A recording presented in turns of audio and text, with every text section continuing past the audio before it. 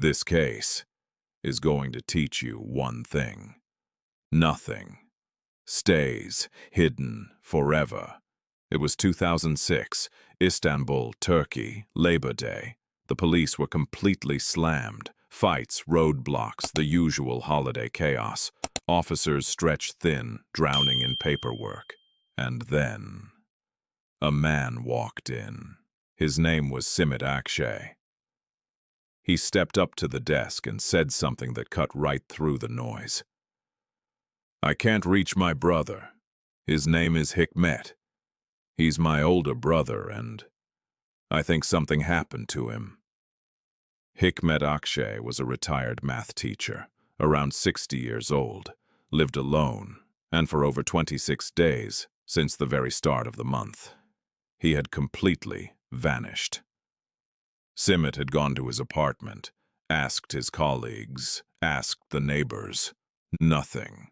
"I don't have proof," Simit told them, "but this isn't like him. He would never just disappear, especially living alone." The officers took it seriously. They ran every check. Hikmet hadn't crossed any border, not by air, not by land, not by sea. His pension was still being deposited, but not a single lira had been touched. Not one. The man pulled money every 2 or 3 days, like clockwork, his whole life. This time, total silence. No withdrawals, no transactions, no violations, no movement of any kind. The man had simply disappeared. They interviewed his friends, his relatives, his neighbors. They expanded the investigation. And after all of it, nothing. The case was filed as unknown perpetrator. The family was told there was no evidence of foul play, that Hikmet might be hiding voluntarily. "Contact us if anything changes. Keep waiting." And so they waited. Months, then years. The pension kept coming in, and nobody ever touched it.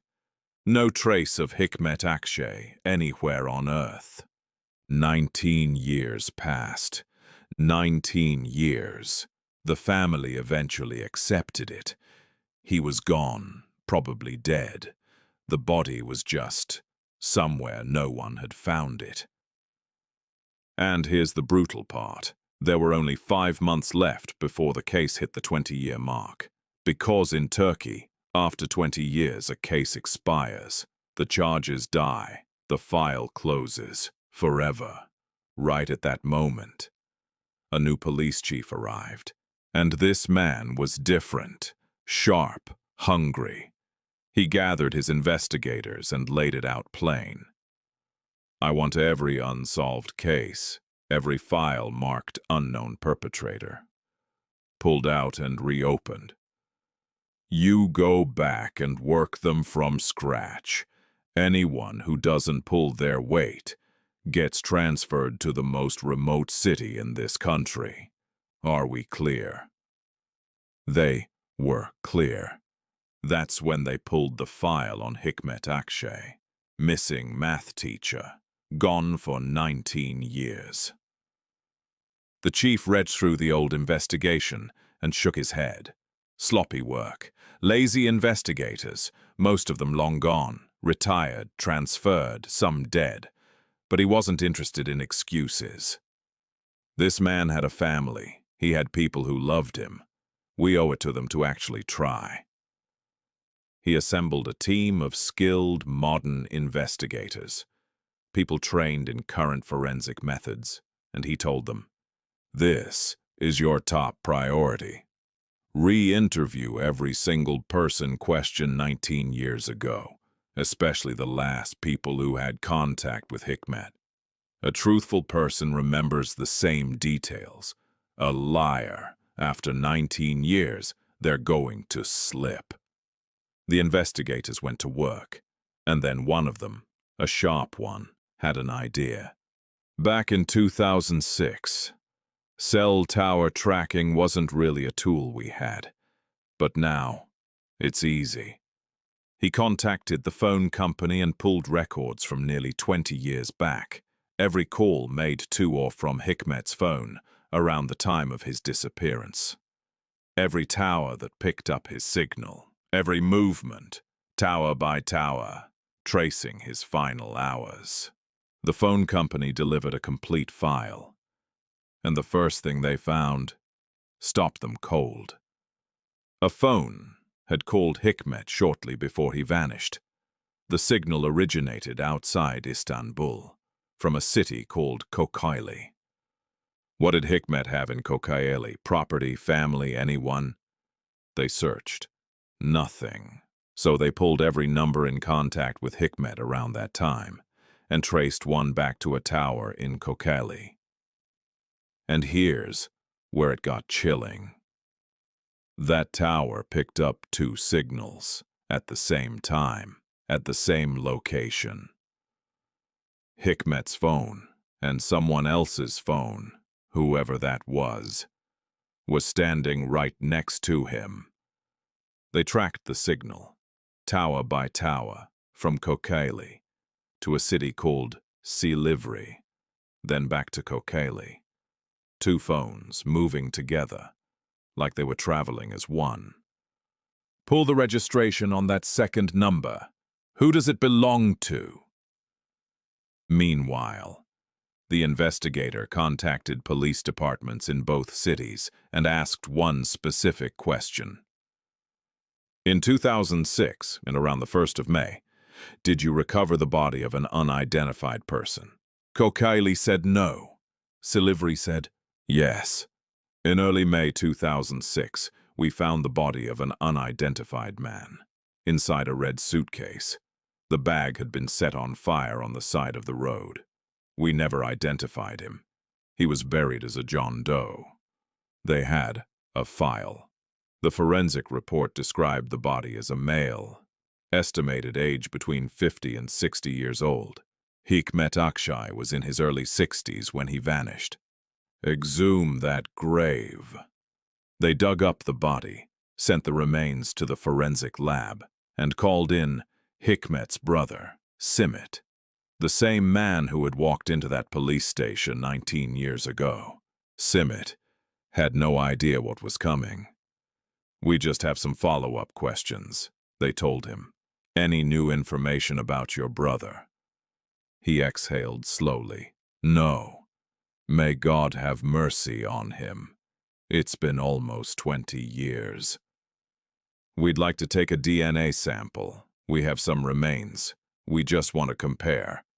They took the sample, sent it to the lab. The results came back. A match. The body in that burned red suitcase was Hikmet Akşay, the man they had searched for across 19 years. The retired math teacher who vanished without a trace. He had been right there the whole time, buried in a nameless grave in Silivri. Subhanallah. But now listen, because everything changes right here. This was no longer a missing persons case. This was murder.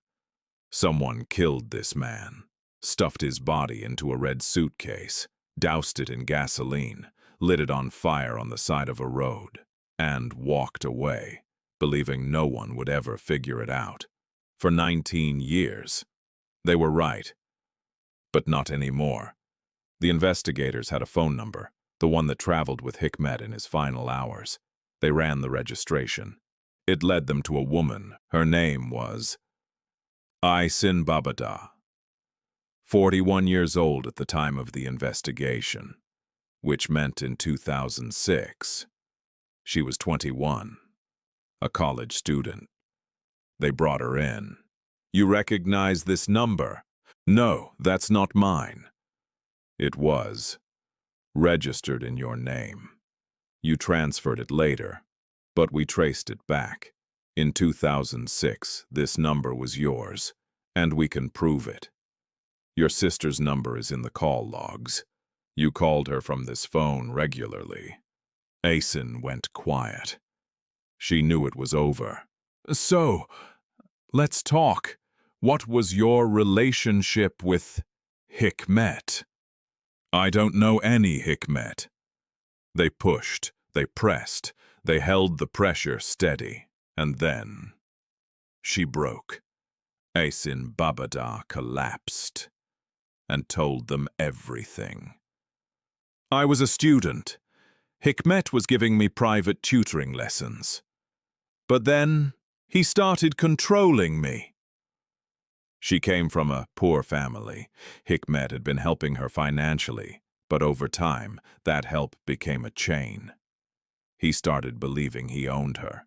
He pushed for a relationship when she refused. He forced himself on her, and it got worse.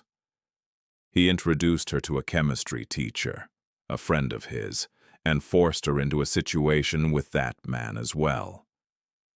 She was still a minor. When I moved to university, he kept coming to my apartment, trying to control me. When he found out I had a boyfriend, a classmate, he started hitting me, threatening me. She looked down.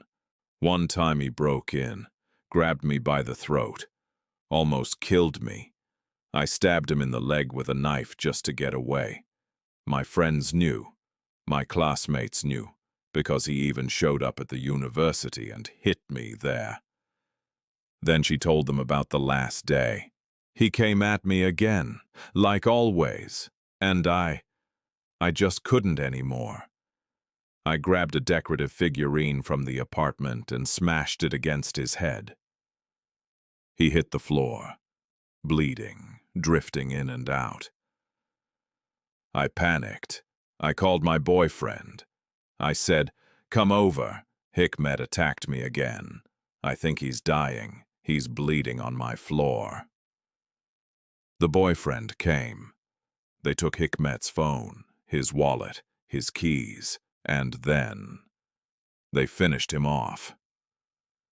They moved the body to the kitchen, cut it apart to fit inside the suitcase, the red suitcase, drove to a gas station, bought fuel, found a remote road, dropped the bag, soaked it, and lit it on fire. The investigators went to Hikmet's apartment to verify her story. What they found, they weren't ready for. Cassette tapes, labeled, organized. First call. Second call. I sin. Hikmet had been recording every phone call with her, every single one. They listened. What they heard was ugly. Hikmet threatening to kill her if she left, to lock her in a basement, to expose her to her entire family, to go to the chemistry teacher's wife and detonate everything. He had built a cage around this girl, out of fear and shame, and he had kept her locked inside it for years. The case went through the Turkish courts. The boyfriend was arrested and confirmed every detail. The chemistry teacher was arrested, charged with abuse of a minor because Aysin had been underage when Hikmet arranged that situation, and for his role in the blackmail. It became one of the most disturbing cases in Turkish legal history. Because we trust teachers, we hand them our children, we believe in what they stand for. But these men were not teachers. They were wolves, wearing the mask of educators. And that was the end of this story.